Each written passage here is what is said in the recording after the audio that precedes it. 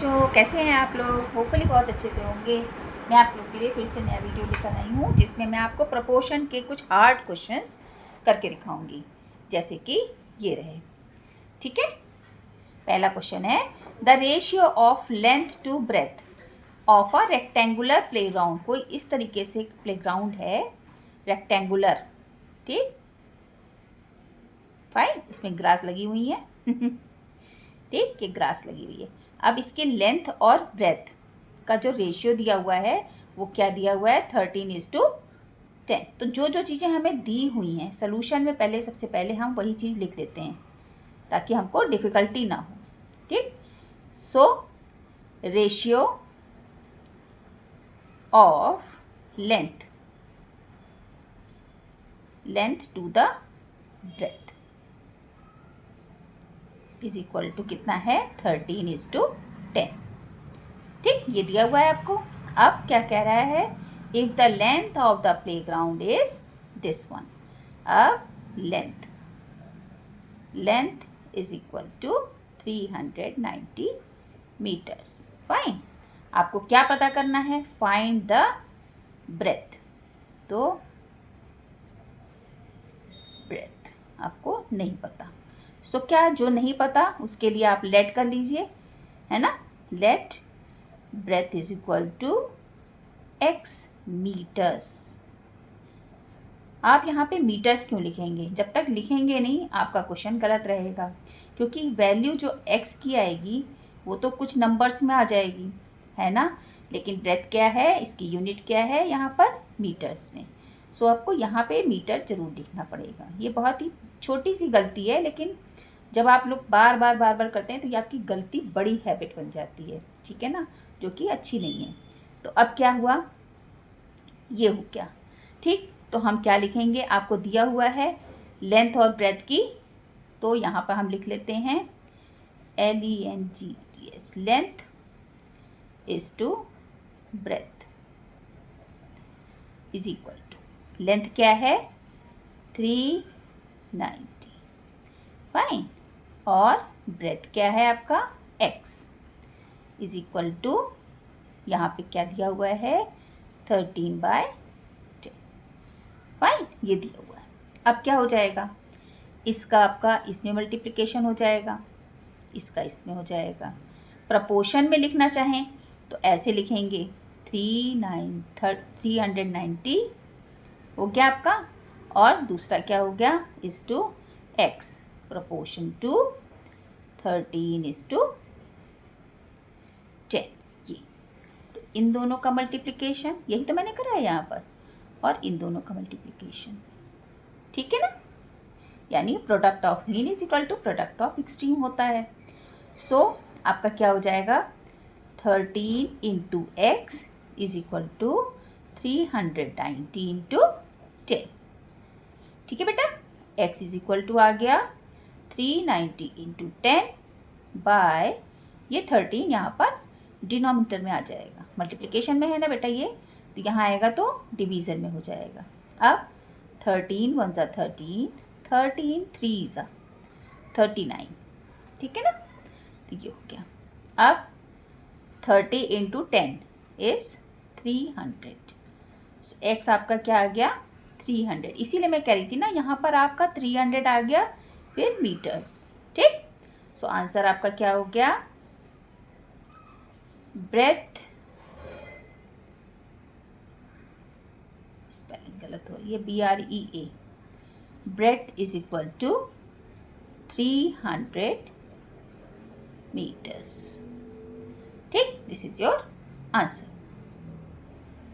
Next question ये है कि the ages of Ram and Ravi are in the ratio 7:3।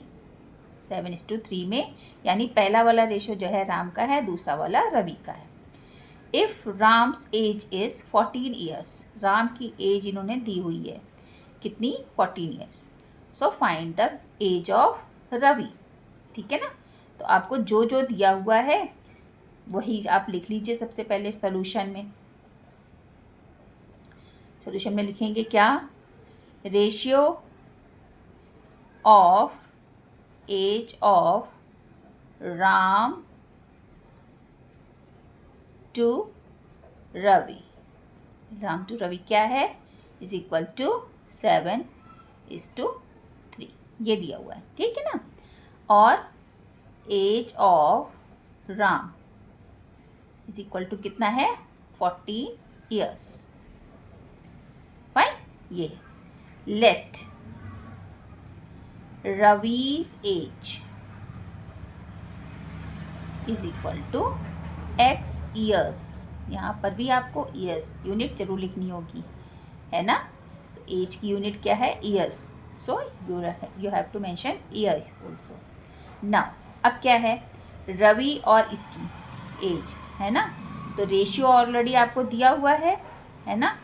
तो क्या लिखेंगे, ये 14 by from the question, according to the question क्या हो गया आपका 14। राम की पहले इसमें रेशियो में थोड़ा सा ये चीज़ बहुत अच्छे से ध्यान रखनी होगी, क्या चीज़ पहले लिखा है, क्या चीज़ बाद में लिखा है।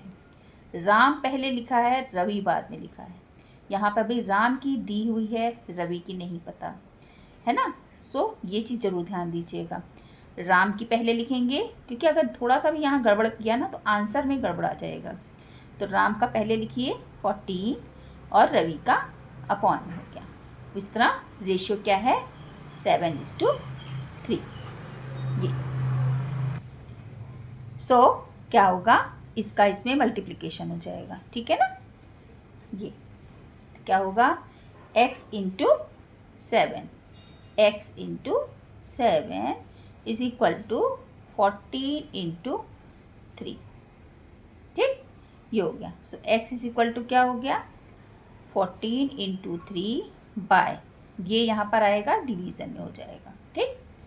अब 7 1 ज़ा 7, 7 2 ज़ा 14, सो 2 3 ज़ा 6, x की वैल्यू आपकी 6 आ गई। So answer is Ravi's age is equal to 6 years। The ratio of the numbers of girls to that of boys in the college is 8:10। Girls के और बॉयज़ का रेशियो, नंबर ऑफ इनका जो नंबर है उसका रेशियो दिया हुआ है आपको 8:10।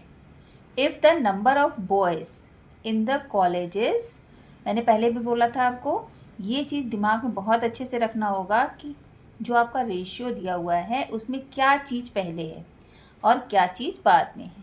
क्या लिखा है पहले, गर्ल्स, ठीक, बॉयज़ बाद में है। ये चीज़ बहुत अच्छे से ध्यान रखना है आपको। If the number of boys in the college is 1040, find, क्या फाइंड करना है आपको, पहला number of girls in the college और total number of students in the college. So पहला, लेट नंबर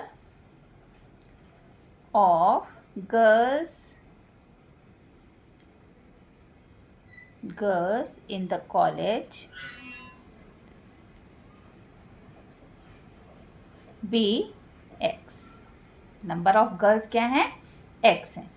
सो क्या दिया हुआ है, ratio of number of girls पहले है ना बेटा। So girls to the number of boys क्या दिया हुआ है, 8:10। और आपने अज्यूम क्या किया है, नंबर गर्ल्स का x और बॉयज़ के नंबर दिए हुए हैं आपको 1040, ठीक। सो x इंटू 10 हो जाएगा, तो 10 into x is equal to 8 into 1040। So x is equal to 8 into 1040 by 10। अब देख रहे हैं ना, इस 10 से ये कैंसिल आउट हो जाएगा तो 104 आ जाएगा। सो आपका क्या आएगा, 8 इंटू 104 x। इसको कैलकुलेट करेंगे, 8 4 ज़ा 20, 8 4 ज़ा 32 और 8 1 ज़ा 8, ठीक है ना, 832 आ गया आपका। क्या आ गया, ये गर्ल्स की संख्या आ गई नंबर। ठीक, अब सेकंड पूछ रहा था टोटल स्टूडेंट्स, तो आप लिखेंगे टोटल स्टूडेंट्स क्या हो जाएंगे बेटा, that is number of girls plus number of boys. Fine, तो नंबर ऑफ गर्ल्स आपकी कितनी आई हैं 832 और नंबर ऑफ बॉयज दिए हुए थे अभी आपको 1040। सो ऐड कर देंगे इसमें, ठीक है ना, ये चीज़ ऐड हो जाएगी। तो 2 + 0 इज़ 2, 3 + 4 7, 0 नहीं 0 नहीं 8 और 1। ठीक, 2, 3 + 4 7 और 8 + 0। ठीक, और ये तो ये आपका आंसर हो गया कि नंबर ऑफ गर्ल्स आपकी आ गई 832 और टोटल स्टूडेंट्स आ गए 1872। Children, if you are liking my video, if you understanding it, so please do like, share and subscribe my channel and do press bell icon for more updates and do comment on the comment section. So we will meet very soon in the next video. तब तक के लिए आपको bye bye, फिर मिलते हैं, take care, bye bye.